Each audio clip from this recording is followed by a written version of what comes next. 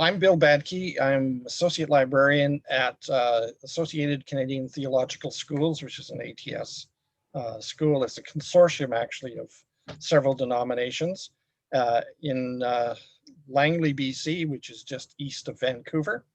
And we're associated with Trinity Western University, which is the largest Christian university in Canada. And I've been there forever. I moved into my library office in April of 1990, and so that's 31 years. And before that, I was working with one of the member seminaries since 1982. So I've got a lot of experience with repeating the same year over and over.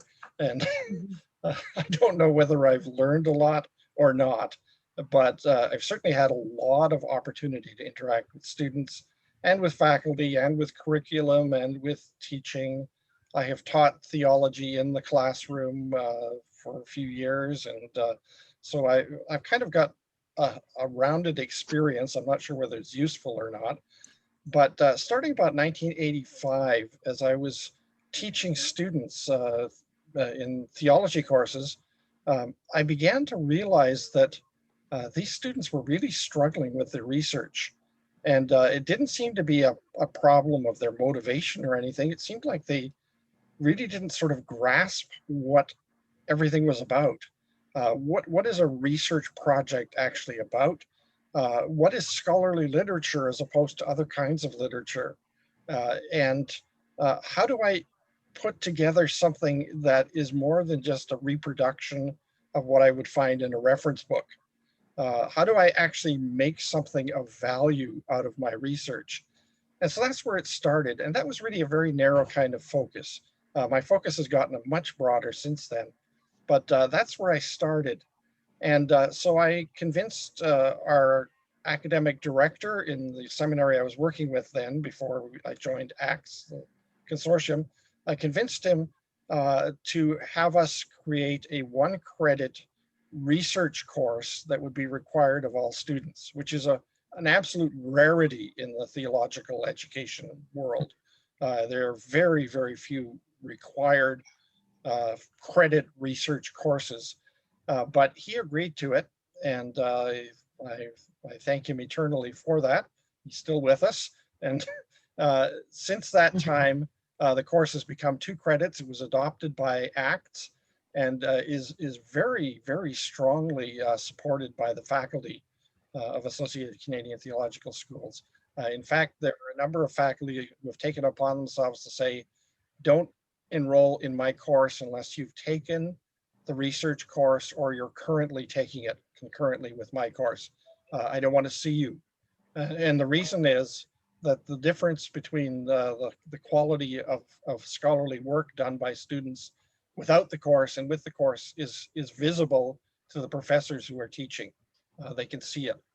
And so it's out of that kind of experience and moving through year after year of teaching this course. I started teaching it online in 1999. And I think it's probably the first graduate level research course of any kind in any subject ever was 1999. And I haven't been able to find one that was older than that. But as we moved into the 1990s, the World Wide Web came upon us. And at first, we didn't really have much of a sense of what it was going to be or do.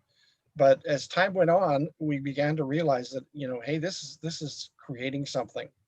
Have any of you noticed in the last few years that there's a problem with information sources and belief and understanding of the world in general across the whole world? Have any of you noticed that problem? So I'm being kind of facetious there. yeah. It's one of those mind-numbing, dominating issues that we're facing right now. Who won the election, and what's this about COVID? It's no more than the flu, and rampant conspiracy theories and QAnon, and on and on and on it goes. And our students today are being absolutely buried in confusing messaging.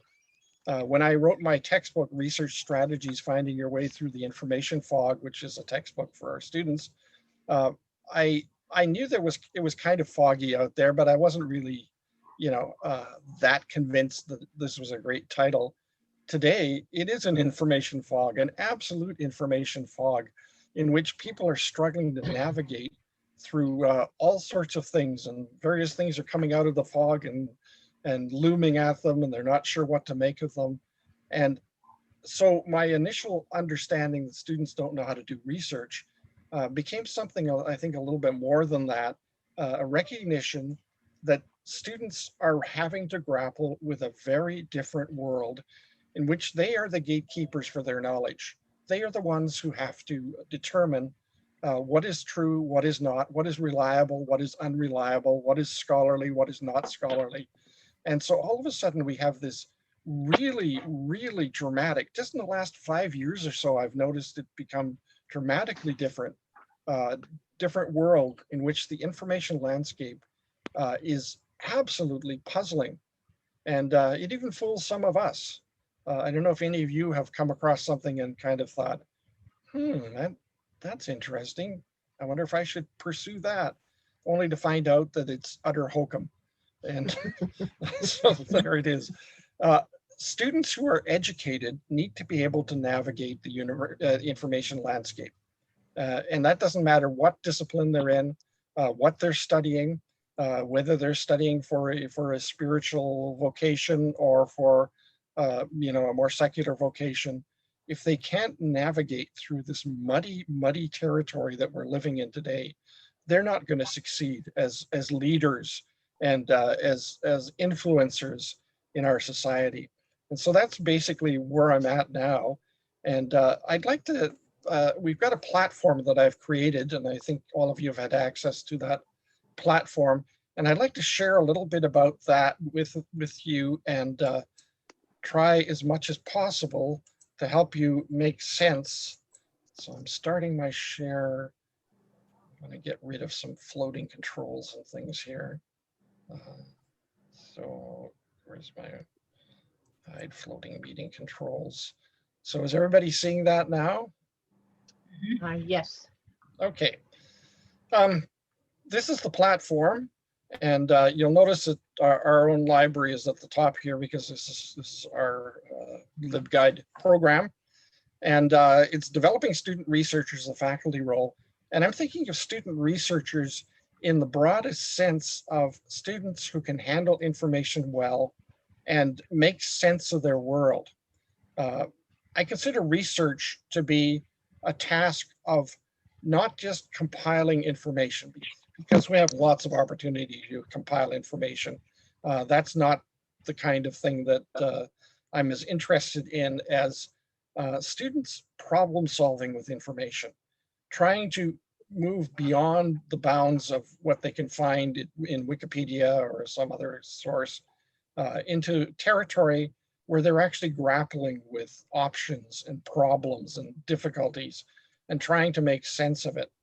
If you think of the early church councils and the way in which people vehemently argued back and forth about various things and came to conclusions that have stood the test of time, they had a sense of how to handle their information landscape and how to argue it. So this course has a number of sections to it. Today we're going to be looking at the challenge, the difficulty that students are facing. Next class, we're going to look at enculturation, which is the unique challenge that as students enter into our disciplines, they enter as foreigners, they enter as aliens, as people who do not belong in our territory. And of course, we enhance that a little bit by saying, I'm the professor, you're the student, right? I know the stuff and you don't. And so there's this alienation that occurs.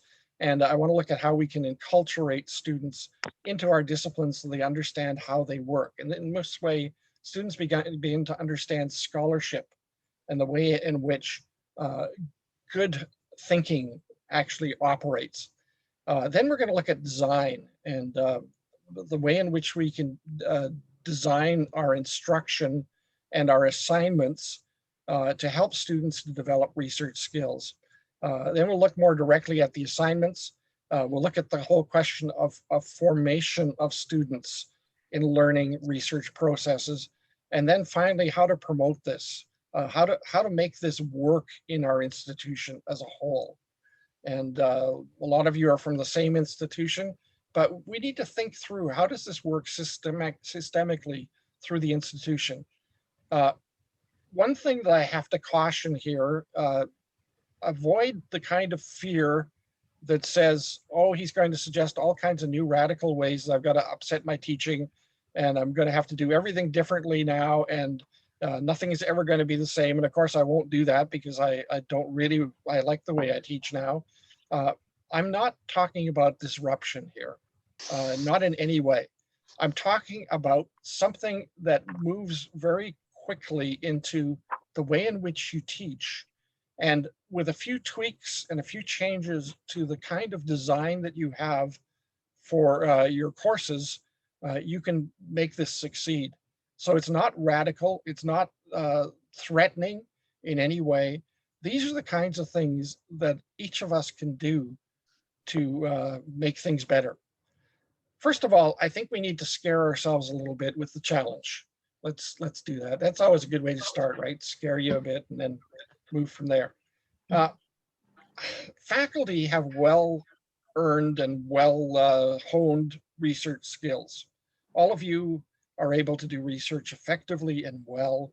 You're able to think through a problem, use the existing literature, be able to do analysis, be able to look at the pros and cons of various arguments and evidence, and come up with conclusions that are valuable. That's your stock in trade. That's what you do. But students are not the same. And an organization called Project Information Literacy, which is a large organization across the United States, has been doing research with students ever since about 2007, with thousands of students, trying to get at what are the struggles that students are facing in doing research and handling the information that they're dealing with in today's information world. And I've given you a link there to one of their publications. This is from back in 2013, but it really stands today very strongly. And this is what they found. Students struggle with understanding their professor's research assignments. Many students are saying, I do not understand what the professor wants me to do, which seems a little strange because, you know, professors are aiming for clarity. They give instructions. Students are supposed to follow the instructions, and they will do research projects that will succeed and meet the requirements. And yet students are saying, we don't understand those assignments. A later study of Project Information Literacy gathered 400 syllabi from various programs, various courses across North America, and analyzed them to determine whether the average student would actually understand those assignments. Guess what? There was a ton of jargon. There was a lot of stuff in there that was ambiguous or difficult to grasp. Let me just give you some examples. Use critical thinking. How exactly do I use critical thinking in a research project? It might seem obvious to you, it's not to students. Include relevant scholarly literature. How do I determine what's scholarly and what's not? And there's a sort of standard, a certain number of books and articles follow proper format. Sometimes that format isn't spelled out. What format are you going to use? So students struggle with understanding their assignments. The second thing is they don't understand the environment of scholarly literature. I get this all the time, even from graduate students. What is scholarly exactly? Like, I know it should have like notes or bibliography or something like that. It should be published in a journal or some academic book publisher, but what exactly is it? Now, this is really a challenge these days because, with Google being the world's library, a lot of material has sort of a semi-scholarly look to it without actually being scholarly, without being peer-reviewed, for example. And so that's a struggle for students. They don't know what databases to use or how to use them. They've grown up with Google. Some of them may have migrated to Google Scholar, which is notoriously difficult to use, even though it seems so simple. When they get to some of our more sophisticated databases, they really don't know how to use them except to treat them like Google. So they throw some words in a box, they take the results, they don't realize that they've got all kinds of filters and ways in which they can move things around to get down to a result set that's much more relevant to what they want. And of course, they struggle with evaluating information. What's good, what's bad, what's true, what's not. Evaluation is a big difficulty. So the fatal assumption of much of academia is that students learn how to do research by doing research. And that is not true. Now, it's true for some, and it may have been true for all of you, because you're the bright people, right? You're the exception. You're the ones who actually learned how to do things. I had an undergraduate student who, in his 4th year of undergraduate studies, published an article in Catholic Biblical Quarterly. An undergraduate student. Now, I don't think it's all that easy to get into Catholic Biblical Quarterly, even if you're a scholar. And here he was, an undergraduate, but he was brilliant. These people are the exceptions. Most of the students that I get, even at graduate level, are struggling with some of the basics of research. And it's not a remedial issue. It's not something where you can say, well, let's give them a few classes. Let's give them a morning workshop, something like that. We'll get them all right as rain, just like that. It's more like learning a language. It really is. It's more like learning a new language. It's something that requires, through the curriculum, intense instruction that will guide students to become really sophisticated at doing the research. Let me point out some of the learning tasks that they have to have. They have to understand the information landscape, which is complex, it's uneven, requires high-level evaluation skills. And we know that the information landscape today is exceedingly strange. We used to have books, articles, and then all that popular stuff, the magazines and the newspapers, and that was about it. It was very easy to kind of determine what the landscape was. Today we have things like preprints. We have predatory journals whose results are published through nefarious means and end up in Google Scholar. We have websites that look like they're scholarly, except they're put out by quacks. And all of this stuff is being encountered by our students constantly. They need to understand the distinctive character of scholarly literature. What exactly is scholarship? And I actually have a presentation that I give to students that tries to explain what scholarship is. But that's not easy. Knowing how to develop a problem statement that goes beyond reiterating what they're reading. I insist, as I'm teaching research, that students start with a problem statement, a research question or a thesis or something that declares a problem in one sentence. And I find that this helps students to focus down on the fact that information is a tool, it's not an end in itself. We don't gather information just to say, oh, well, now I know that. We gather information because we use it as a tool to solve problems.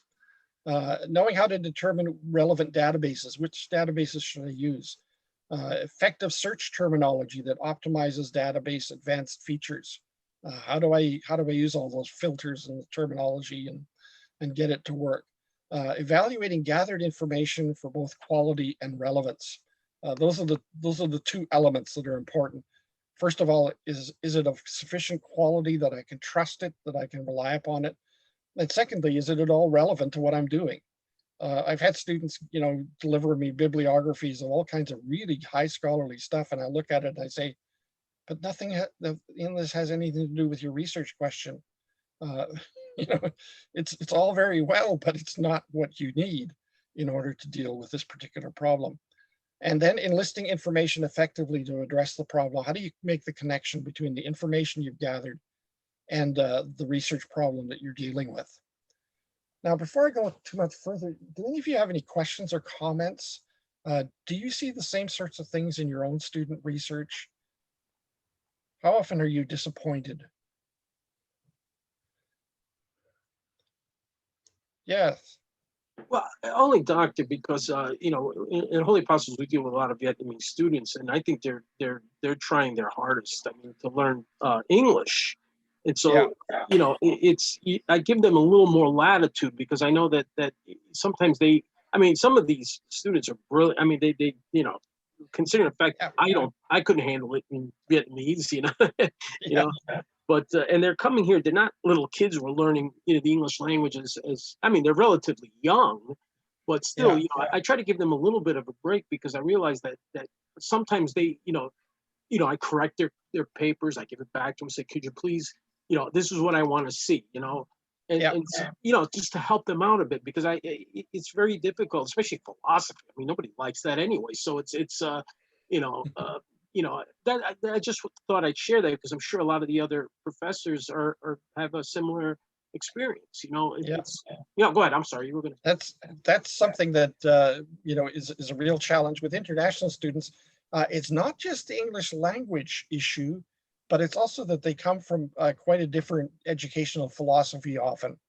If you look at Asia, Africa, Eastern Europe, South America, Central, you're seeing a different educational philosophy that's much more based on what I call traditional learning, which is learning the knowledge base of the society.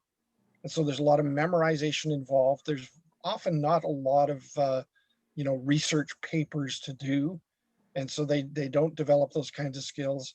Often they're coming from libraries that are not nearly as big and electronic as our libraries.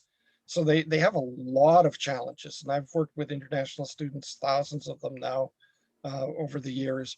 And it's possible to do all of this with them as well, because they are bright, because they are motivated. One thing that I think we have to see with students, there's this mythology out there that when students are addressing research uh, projects of various kinds, they procrastinate, and that's essentially because they're lazy. They just want to dash something off. They don't really care about the project. They just want to throw something at you. That is not, in my experience, what happens. Procrastination is most often based on anxiety. It's the kind of thing of, I can't face doing this today, so I'm going to do it tomorrow. I promise myself I'll do it tomorrow. Tomorrow comes and on and on. And they put it off and put it off till the last minute, and panic sets in. And then you get the schmoz, you get this stuff that's really not very good at all. And so helping students to overcome that anxiety, I think, is a big issue. Students are not lazy and unmotivated in the most part. They really want to do well, and often they just don't know how. And it's fascinating. I get to see the side of students that you possibly don't. And the reason you possibly don't is that most of your students do not want to come to you hat in hand and admit that they don't know how to do the research project, right? I don't know how to do this. Uh, and I remember talking to a really, really good graduate student who was lacking in a lot of research skills, even though he was brilliant. And I said, have you ever been told, or has it been implied to you, that you should know this stuff already? And he said, yes. That's the implication. I should know this stuff already, and I don't. And I don't want to tell my professor that. But guess who they do tell? Their librarian, because the librarian has no vested interest in, giving them a grade, has, kind of has their back, because you're supporting them in their research. And so I hear all kinds of things from students about how difficult it is for them to address their research. And if this was just a thing that happened once in a while, I wouldn't worry as much about it. But it seems to be almost universal. The number of really, exceptionally good students who actually can master research is in the 1 to 5% range generally in most student bodies. The rest of them are struggling in some level with just trying to get through and make sense of what they're doing. And so that's where we're at. Any other comments or questions? Yes. What about note taking? That's something that I often find that I feel the student doesn't know how to take notes. Yeah. And, in our culture now, we don't write and we don't use a piece of paper. So I get almost at a little of a loss to teach someone how to take a note. But I find in your list that it seems like note taking is related to many of these. How do you know Yeah. how to take notes? Yeah, and in the classroom, I'm always a little dismayed when I see a student sit through the whole class and with their eyes half shut, and nothing's being recorded at all, and that's a problem. When it comes to reading for research, that's another issue where students really need to distill out of the things that they're reading the matter that's important. And one way that I get students to at least begin addressing that is by ensuring that they have a solid research question or thesis statement. So they have a goal. They know that material isn't relevant to my goal, this material is. I have them develop a preliminary outline of 3 or 4 or 5 points that sort of maps out what they are going to have to actually address in order to move from problem to solution or question to some kind of answer. And so that helps a lot because that gets them focused. But as far as note taking is concerned, something that I'm increasingly suggesting to students is to move much more into the digital realm. In other words, if you've got print materials, scan materials into a digital kind of realm, and you can create a note file without having to do a lot of writing and typing, simply by taking excerpts from various sources, making sure you understand the context. So sometimes they have to type in between, up to this point, the author had argued so-and-so, and then this, and they have to make sure they record page numbers and stuff. But working in a digital realm, you don't necessarily have to, take a lot of typing type notes. You can scan materials, and that works very well. But I think the main focus, and this is both for lectures and for research materials, is that students have to capture the essence, the propositional statements, I call them, from the source that they're hearing them. Most knowledge that is disseminated is comprised of 2 parts. One are propositional statements that the speaker or the author believe to be true. Whether or not they're true is not up for question right now. It's just that this is what they believe to be true. And the rest of it is background, explanation, and argumentation. And if students can at least capture the propositional statements, where the person says, regarding this, it seems clear that, and then there's some kind of propositional statement made that, this is what I believe about this. And then the student will have to evaluate whether he or she should believe it too, but at least there it is. And so I think there are ways of teaching note taking and having students, do excerpts and scans and various things, and compiling notes. I've got information in my research strategies textbook about how to gather notes and how to key them to your outline, so that there's a cross-reference system, so that you can do your best to make sure that what you're reading actually ends up in some form in your argumentation in whatever project you're doing. Thank you. Okay. Any other questions? I'd like to follow up on that question. I find one of the challenges when my students do try to do digital notes is that they're simply copying and pasting. They're not really processing the information that will lead them to write an original paper. Yeah. And I'm just wondering, I've always said as a ballpark figure, your essay should not be more than 20%, 25% quoted material. The majority of your paper should be in your own words. Yes. Summary paraphrase. And I'm just wondering how to find that balance. And again, because of many of our students do struggle with language, it's a default to copy paste rather than Yeah. make it their own. And I'm wondering if you have any recommendations on finding that balance. Yeah. Copy paste as well can lead to plagiarism pretty quickly. And, our poor international students, they get caught more easily. I'm not sure they do it more, but they get caught more easily because all of a sudden there's this wonderful flowing literary language coming out of a student who in the rest of the paper is struggling with their English. And so, well, that passage didn't come from you. And so that's a problem.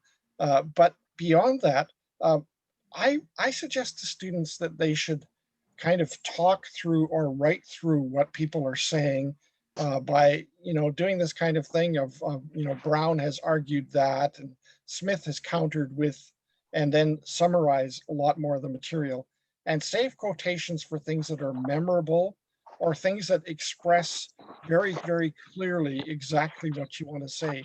And I tell students, try to weed out most of the quotations, make it so that you have a maximum of one quotation or so per page, and get it down that far, and keep them short, unless you have something that the reader needs to read in order to your following analysis.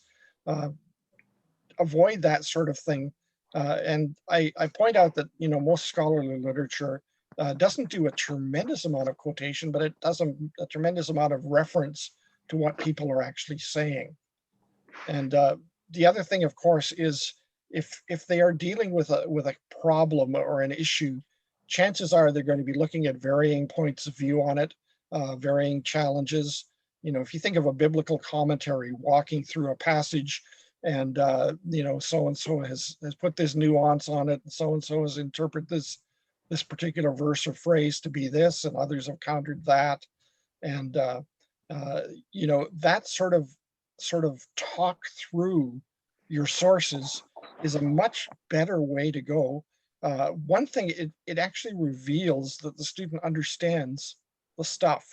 I'm always worried with quotations that a student can put a quotation in there and never have a clue what it actually means. It seemed relevant at the time, but it never actually, went through their processing. And if you're relating what people are saying and putting them in contrast with what other people are saying, you've got to have an understanding of what's going on. And how do students develop that? Sometimes one of the better ways to do that is actually to walk students through a representative research paper that's been published. And I think all of us can find something that's not too terribly complex, and do a close reading with your students through it, not for content as much as for how the author did it. At what point did the author, for example, set up the problem statement and tell you this is what we're going to be addressing in this paper? Did the author reveal what she thought the answer was, or is that going to come at the end? How does the author use evidence?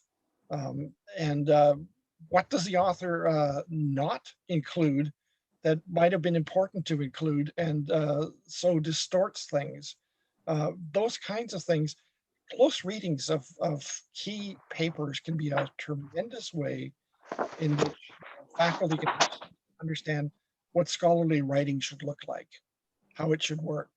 And you can combine that with your instruction. If you can find a paper that is the essence of some of the stuff that you're teaching in that particular class, you can just do a close reading of the paper and say, I want to analyze how this author did it, how it was developed, and then have the students do a reading of it themselves, and maybe even some leading questions to the students, asking how the author did this and how the author did that, and what was in the introduction, and so on. And so I think there are ways. students are not really used, even at the graduate level, to doing more than research as gathering information. You know, it's this tedious aspect of, oh, I got this research project, I got to read all this stuff. They all say the same thing, right? Everybody says the same thing. I don't know why we need all these sources. And I'm gonna, you know, I'm going to show the professor that I understand this subject very well, and I'm going to say everything I can say about it, and the professor will be so pleased. And the professor is so bored, right? I mean, you just, it's so dreadfully tedious to read the same stuff over and over again with not a thought in it of anything that, you know, is useful. I had a student who was going to do a paper on Martin Luther, and his argument was that Martin Luther was anti-Semitic. And I said, yeah, but you know, you could look at volume so and so of Martin Luther's works and find his papers spelling out his anti-Semitic thinking. And what have you accomplished? You know, is there any value there? And so we started working on it, and he realized that Luther throughout his career had become increasingly opposed to the Jews. In the beginning, he was talking about evangelism of the Jews, and towards the end, he was talking about concentration camps. And so we worked out this question: why did Martin Luther become increasingly anti-Semitic as he moved through his career? And we found an answer, and it was simply that Luther, in his early career, believed that now was the time for the Jews to be won to the Lord. They would move away from their Judaism. A new era was dawning, and so he was evangelizing like crazy, and they rejected him. They refused to listen to him, and so increasingly he came to believe that now was not the time for the Jews to be won to Christianity, that the Jews were under God's judgment and therefore should be judged. And regardless of you know, how bad that theology was, it explained something in Luther. And I thought, you know, this student had an exciting time figuring out how to do this. And that is so much better. So there we are. Okay, I want to move on to this second column here and take a look. Bill, Yeah. I just wanted to quick few thoughts on all that, because that's a lot of great conversation. But the research papers and rubrics, I know that's been a popular topic with the faculty at Holy Apostles and other places. And I wonder if a rubrics for the research is something that could be separated. There's probably some sort of way that it's integrated in the actual research paper, and you need this, you need that, you know, the kind of Yep. the ingredients. But that actual process, that's just an idea. Can you have a rubrics for a process? Yes, you can. And I've been using rubrics for many years, and it's quite possible, even for a process.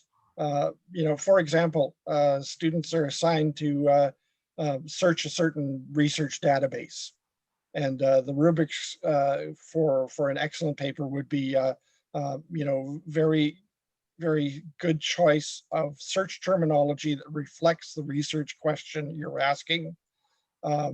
Then use of subject headings and other filters in such a way that your results become closer to what your research question is demanding, and so on. So even though that's a process, you can set up rubrics for it.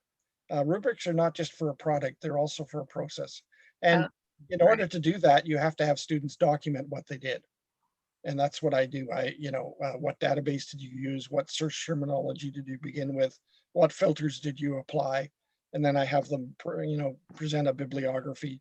And then I look at things like, you know, does the bibliography match the research question? You know where you want to go? I like that. You want to go there or here? Where do you want to go? Well, and then one other thing, I want to just echo a shout out to Joan's comment about note taking, because I always struggled with that. I still do. I'll Yep. show this off. I don't know what the heck I wrote here. But I think that is really important. And I think, and I've heard this, and it's true, even if you write something down and never look at it again, just that the process, back to process of writing things down helps your memory. I think Yep. that would be hugely Absolutely. helpful to, I- just how to write and different, recognize the advantages of daydreaming type writing and organized writing for getting ready Yep. for a paper. That's for sure. That was it. Just wanted to pop those things in Yeah. there. Okay, I'd like to point out some of my deepest fears and concerns about our current information world. And I don't know if you've been terribly concerned in the last few months, last few years about the way in which the craziness out there is getting crazier and more people are buying into it. QAnon followers was about 25% of Americans have some experience with QAnon, and think it's not that bad. Uh, you know, we're really in a very difficult time right now, and really what happened is we entered the new information age without a plan. We said let it happen because it's wonderful. It opens up the doors to democracy. Everyone has a say. Everyone has an opportunity. All of this is so great. And now we've got massive amounts of unregulated, non-reviewed information, and it's great for the free flow of ideas. But when you come to certainty and clarity, it's not there. It's just not happening. And the World Wide Web, by its nature, favors crowdsourcing over expertise. When you have multiple people speaking into the same thing, crowdsourcing seems a lot better than having one expert stand up and say, no, this is the way, follow this way. Well, you're a lone voice. You're a voice in the wilderness. The crowd takes over. Look at Wikipedia, crowdsourced, and yet not that bad, The scholarly world was late to get on board with solid engagement with this reality. I don't think we as scholars were astute enough in the early days to realize what sorts of problems were mounting. And so we didn't get started early enough. And, the Google, for example, became the world's library catalog. How did that happen? Academics back then were saying, don't use Google, don't use Wikipedia, and students were saying, yeah, but there's good stuff in Google. I use it all the time. And I get a lot of my information from Wikipedia. And the professor might say, don't use it, but I'm not going to tell the professor, I'm just going to use it. And so it became background, it became knowledge. And students lack the skills to distinguish the open web from works of scholarship. A lot of stuff looks scholarly on the web, even though it's not. A lot of stuff looks, wonderfully good, but it's not peer reviewed. And so students are struggling with this. And the World Wide Web taught us that search is easy and it's enough to just find answers rather than addressing issues. Google is the giant answer machine. If I want to know when a certain store closes, I look it up on Google and I find out they're closing at 6:30 or whatever. That's stuff that I do. If I want to know something, I came across a strange word the other day. I just looked it up on Google, found a definition. Oh, that's what it means.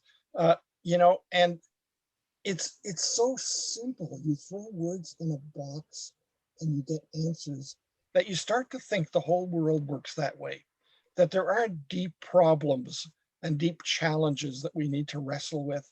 There's only a lot of answers that we need to find. And so students begin thinking that, hey, why are we getting into all this depth? Why do I have to write these complex problem statements and try to resolve things and try to work through and analyze issues when I can just really just look it up on Google. It's there. And what I've come to conclude, though, is that it's ludicrous to believe that such a complex information environment requires no intensive education so that students can address it. We are in a highly, highly complex world in which we are providing virtually no instruction to our students about how to grapple with it. Almost none. And just at this time, professors are running into a problem. Information has become a cheap commodity. You know, when the great universities developed in the Middle Ages, often, you know, professors were like gods because they had the knowledge. They had access to the knowledge base, and students did not. Knowledge was expensive, it was rare, and so students would come to lecture halls to hear from the professor the knowledge that was they were being deprived of otherwise, and so it was information was expensive. It was not cheap. It was not plentiful, and all of a sudden now, information is a very cheap commodity. I sometimes say to some of my fellow professors, friends of mine, you know that your students could get a lecture that covers everything that you cover in your lecture through YouTube from somebody more famous than you. And you know, and that's a little bit galling, isn't it? You know, you've studied all these years and you want to disseminate your knowledge, and here some other person who's, you know, well known, and you know, they're there on the net, and so, you know, why do I need your knowledge? And my answer to that, of course, is that what we are is not knowledge dispensers. We are people serving up expertise. Expertise is separate from knowledge in the sense that even though people who are experts have knowledge, they have wisdom in using knowledge. You know, the Old Testament concept of wisdom was to have a skill or to have, you know, an art, an ability. And so that, you know, the artisans that worked on the temple were skilled as, you know, gold craftsmen or whatever. What that meant was they had knowledge about their materials, but they also had profound ability to work with those materials in a wise way, in a skilled way. And really, that's the role of professors. We are the ones who can take the knowledge and help students to work with it intelligently. You know, when a student says, you know, what do you think about this? And the professor says, well, in my experience, and then goes on and explains something that, you know, takes a particular direction with it. That's expertise. In my experience, you know, I have found that so and so, and all of you do that all the time. You know, it's second nature, but that's really where our power is. And in the same way with students, uh, students have to develop expertise. They have to be able to understand how to work with the knowledge they're receiving in such a way that they can actually have an impact on their world, that they can actually be able to do something of importance. And I think our greatest desire for our students is for them to go out there and do some important things, you know, do valuable, important things. And that can only happen when students kind of move their knowledge base into an exercise of expertise. And that is so very, very important. That's what employers are seeking as well. And they're looking for people who can handle information needs well. And I've got a little link here to a study that was done, once again, Project Information Literacy, that looked at that. And it's vitally important that we develop students who are able to handle information with wisdom and with skill. And that means they have to understand how it works. They have to understand how argumentation works. They have to understand how they can actually advance beyond the knowledge that they have now. And next week, we're going to be looking at disciplinary enculturation and how students can become part of our culture, our disciplinary culture. But that's where I wanted to take it to this point. Now, any other questions? In the third column here, by the way, I've got exercises and readings. I don't know if any of you are looking for a certificate with this, but if you are, it would be best to just, go through these questions and send me some information, as a response by email. So just email me a response to this, and that will be fine. But for the rest of you, have a look at those questions and try to personalize this to you and to your own teaching. You come from a variety of disciplines, I know that. And so I can't really say, well, this is the way it has to be in every discipline. But certainly each of you have an experience of having, developed your own skills, of having taught students and having had students struggle, having been disappointed by the kind of work that you're getting and wondering how you could make it better. There are some really good ways that you can do that without disrupting your own work that you've been doing to this point. So any other questions? Bill, I just had a question. What's your view on blogs for student using? Because they're pretty common now and they have some good scholars, but they're not necessarily peer reviewed. So I don't know if you think blogs are acceptable source for papers or not. Yeah, this is a struggle. There are a lot of academic blogs out there, and I do something similar. I read a column for a magazine called Online Searcher, which is a trade publication, and essentially my columns are blogs. And funny enough, they end up being included in major databases like Web of Science and the EBSCO Academic Search Ultimate. My columns, even though they are essentially blogs, end up there. And I think you have to first of all determine, is this person actually a scholar who has done some peer-reviewed work?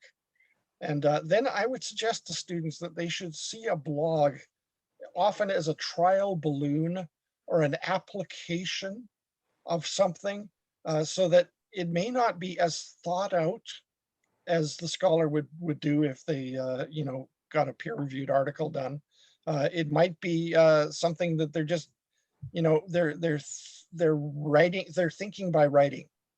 And I do that, you think by writing. And so they put this thing together. Sometimes it's up there just so that other people will react to it. It's tentative, it's not final. And so I think blogs can be useful if the author is a scholar, but recognizing that it's probably not as fully formed an idea as it would be if the scholar actually, went through the regular publishing process and peer review. This is challenging. We've got a lot of stuff out there where scholars are now moving into the public sphere, and they're making lots of opportunity for themselves to speak to a larger world, which is great. That's really good. But all of this stuff is there, and then students have to figure out what to do with it. I would suggest that they not use a lot of blogs, but there may occasionally be something where you're referring to an author's work and you say, and this author has also stated in a blog so and so, and it might be helpful, but it shouldn't be constant. Yes, Doctor. Yeah, I would say that provisional use of blogs would probably be sort of like see what's there, add it to the rest of your work if there's there, rather than rely exclusively on blogging. Doctor, I wanted to ask you, what is your email and how do we get? Are you going to keep those? Okay. I think my email is on the first page, but I'm not sure. Let me just look here. Yeah, it's right here. It's on the first page of this platform. It's Badke, BADKE @twu.ca. Okay, and that we can have access to that page, right? You've got full access to that page, and I think Sebastian has sent that out to everyone. Okay, thank you. So, you should have full access to all of these various parts of it, and I'll keep it up, for a long time. So thank you. fully available. It's published for the public. So Yep. there it is. Okay, any other questions? Regarding your certificate path for the faculty, are there any time constraints of when they should submit their weekly assignments or anything like that? Not really. I mean, faculty are busy people. Some weeks you get swamped. You know, I've got 2 conferences to go to on Zoom in the next month or so, and so you know, just get them in when you can, and that's all I require. Okay, I've thank you. found with graduate students and faculty that deadlines are not always as rigid as they might appear when you put them down on paper. There, things happen. Yeah, I had one student one time in a research course, a graduate research course, who got a brain tumor and got immediately put in the hospital in surgery in the middle of my semester, and he finished the course a year later. So, Wow. Nice. so It's a I'm good okay. outcome. Any other questions?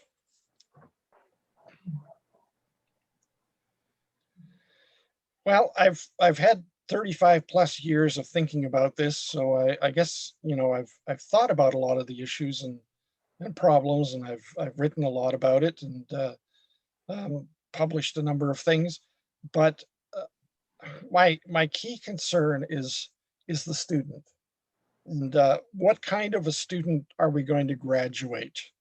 Are we going to graduate a student whose head is filled with knowledge, but who lacks the skill to translate that knowledge into real world activity that will actually, you know, enable the student to make a difference in the world?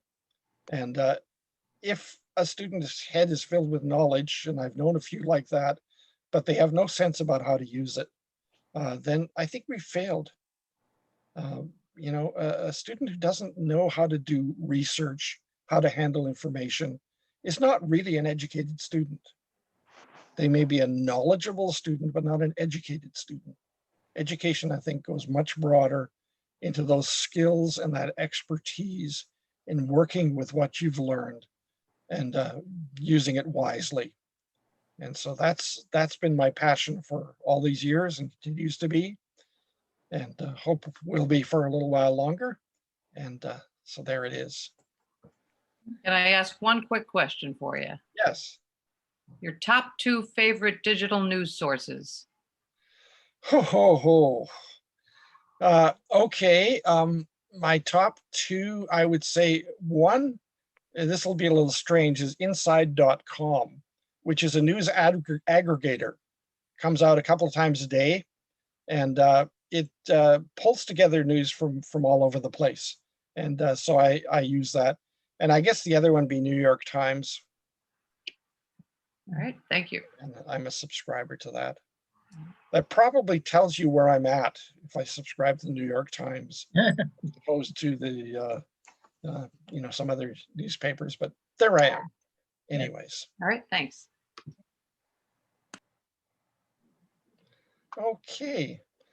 All right. I think we'll wrap it up for today. And next week, we'll start to look at enculturation, which is another way of getting students inside so they can begin understanding the expertise that is required in research.